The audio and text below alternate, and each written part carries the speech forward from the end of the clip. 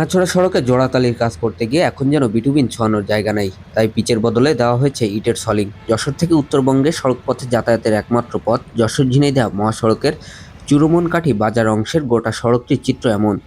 একই অবস্থা যশোর ঝিনাইদহ, যশোর খুলনা, যশোর সাতক্ষীরা মহাসড়কের। এই তিনটি মহাসড়কের কয়েক কিলোমিটার খানাখন্দ আর ছোট বড় গর্তে ভরা। এসব গর্তে সৃষ্ট গর্তগুলো বন্ধ করা হয়েছে ইটের সলিং দিয়ে। বৃষ্টি হলেই ভেজা ইটের সলিং গাড়ির চাকায় পিষ্ট হয়ে ইটের আদলা ও খোয়া ছড়িয়ে পড়ে পুরো সড়কে। খানাখন্দ ও ইটের আদলা খোয়া ভর্তি এসব সড়কে চলাচল করতে গিয়ে দুর্ঘটনার শিকার হচ্ছেন যাত্রীরা। অপরদিকে এসব সড়কে চলাচলকারী বিভিন্ন যানবাহনেরও যানচংশের ক্ষতি হচ্ছে। বিভিন্ন সময় সড়কগুলোতে সংস্কার কাজ করা হলেও দুর্ভোগের লাগাম টানতে সক্ষম হয়নি সড়ক বিভাগ। তারপরে আগে ছিল ইটির বারে পিচ আর আনলো পিচির বারে ইট। রাস্তার অবস্থা খুব খারাপ ভাই, মানে গাড়ির ব্যারিং থাকবে না, অ্যাক্সেল ভেঙে যাবে, আবার তোমার ওই প্যাসেঞ্জারের মাজা ভাঙবে, মানে খুব খারাপ অবস্থা। জানে 10 মিনিটের পথ লাগে 1 ঘন্টা। এই রাস্তা তো প্রায় আপনার 1-1.5 বছর ধরে এই অবস্থার আগে একটু ভালো ছিল, ভাঙা ছিল মোটামুটি, তাই ঠিক করছিল। কিন্তু প্রায় আপনার এই 2-6 মাস বেশি, 2-6 মাস একেবারে অতিরিক্ত, মানে চলাচল করা কোনো পরিবেশই নেই রাস্তায়। সারা রাস্তা আপনার হাঁটু পর্যন্ত গর্ত।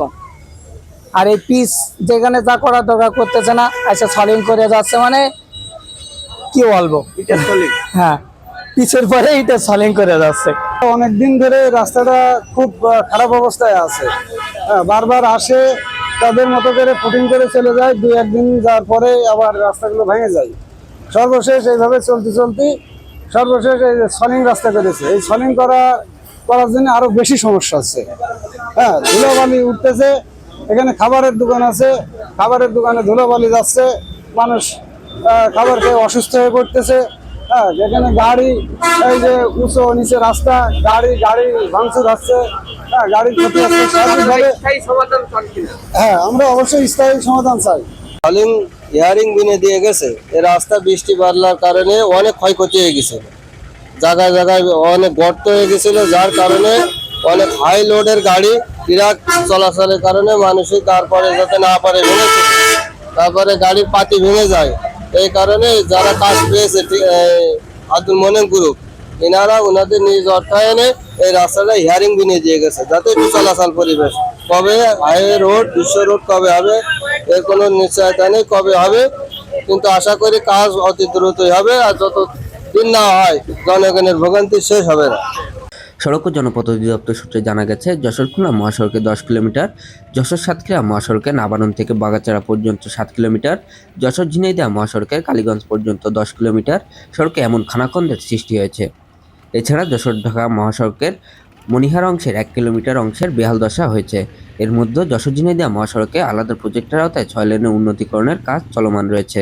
এবার অতিরিক্ত বর্ষায় আমাদের রাস্তায় বেশ কিছু অংশে ক্ষতিগ্রস্ত হয়েছে। পালবাড়ি বোর্ড অফিস মনিয়ার অংশে এখানে প্রায় 4 কিলো রাস্তার মধ্যে 1 কিলো রাস্তায় ভাঙাচোরা আছে।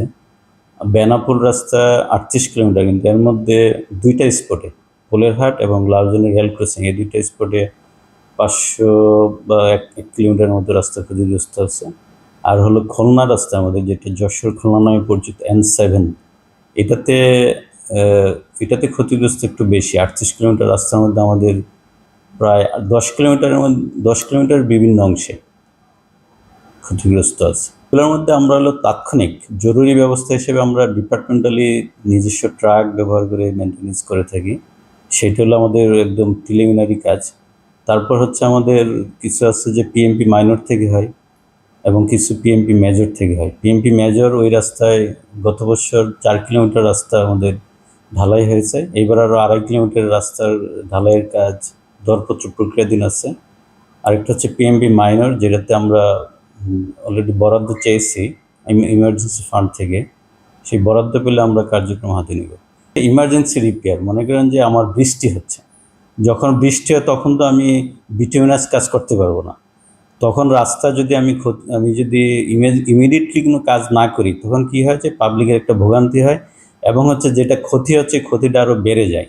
যার জন্য আমরা ইমার্জেন্সি ইটের কাজ করে থাকি, কিন্তু যখন আবার উপযুক্ত ওয়েদার পাই তখন আবার বিটুমিনাস কাজ করি। যশোর বিভিন্ন মহাসড়কে জরুরি সংস্কারের জন্য গত সেপ্টেম্বর মাসে 7 কোটি টাকা চাহিদা ঊর্ধ্বতন দপ্তরে পাঠানো হয়েছে। Desk report, Jessore today.